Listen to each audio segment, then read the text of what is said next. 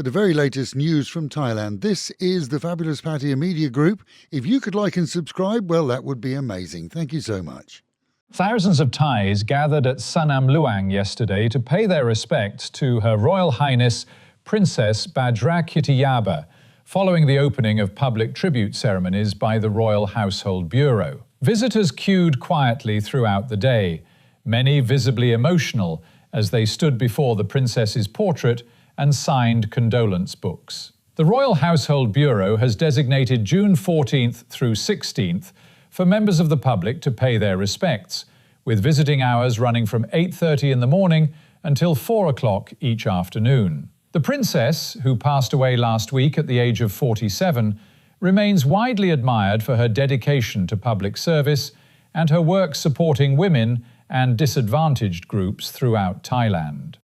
Effective tomorrow, the Fisheries Department will impose its annual fishing ban across significant areas of the Gulf of Thailand to allow marine life to breed and replenish stocks without disruption. The first phase of the ban affects waters off Prachuap Khiri Khan, Phetchaburi, Samut Songkhram, and Samut Sakhon provinces, and will remain in force until the end of July. A second phase later extends restrictions to waters off Chonburi, Bangkok, Samut Prakan, and additional coastal areas. The annual closure is particularly important for species such as mackerel, which use these waters as key spawning grounds. Alongside the ban, authorities continue to regulate fishing methods, vessel sizes, and net specifications in an effort to protect fish stocks and reduce overfishing. Questions are continuing to be asked following the government's decision to allow Jin Ke Yuan Steel to resume operations. The Chinese-owned company, which was previously accused of producing substandard steel products, had been shut down for more than 18 months due to regulatory, safety, and environmental concerns. Public attention intensified after last year's earthquake and the collapse of the 30-story State Audit Office building, which claimed nearly 100 lives. Authorities now say the company has met all required conditions for reopening, although critics continue to question whether sufficient safeguards are in place.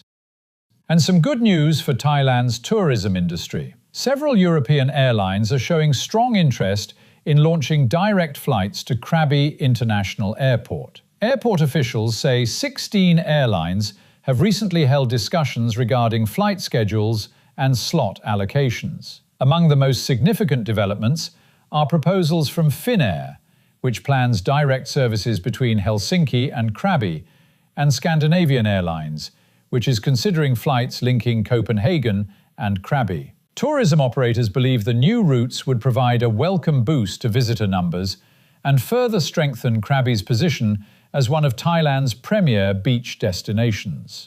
Meanwhile, here at home, Pattaya police were preparing last night to welcome back a Chinese expatriate who almost managed to leave the country before authorities caught up with him. The man was arrested at Bangkok's main international airport while attempting to board a flight to China. Immigration officers, acting on information supplied by investigators, recognized the suspect as he queued for departure. He is wanted on charges relating to fraud and forgery and has now been transferred back into police custody.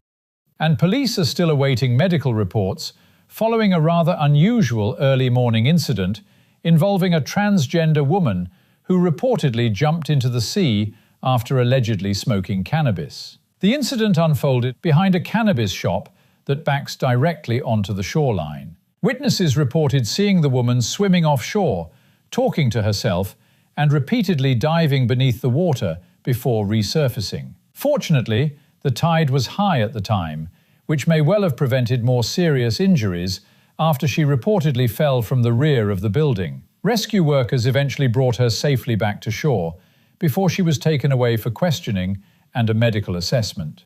And finally, a weather warning for anyone spending time outdoors today. The UV index is expected to reach extreme levels, making this very much a hat, sunglasses, and plenty of water kind of day. Temperatures are expected to climb to around 35 degrees before dropping to 29 overnight. It will remain hot and humid throughout the day, so take care if you're working or exercising outside for extended periods. Local and national news today from fabulous Pattaya Media Group. And to get a notification every time we release another bulletin or program, like and subscribe to our channel, Fabulous Pattaya Media Group, by using the link below.